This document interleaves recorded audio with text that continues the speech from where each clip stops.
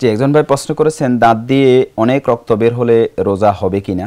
যে প্রিয় ভাই, দাঁত দিয়ে রক্ত বের হলে রোজা হয়ে যাবে, তবে যদি থুতুর সাথে রক্তটা কেউ গিলে ফেলে তাহলে তার রোজাটা ভেঙে যাবে।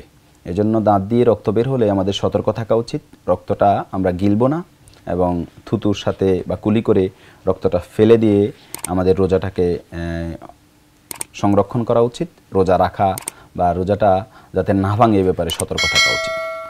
আরেক ভাই প্রশ্ন করেছেন রোজা অবস্থায় ইনসুলিন নেওয়া যাবে কি, কারণ ইনসুলিন খাবারের আধা ঘন্টা আগে নিতে হয়।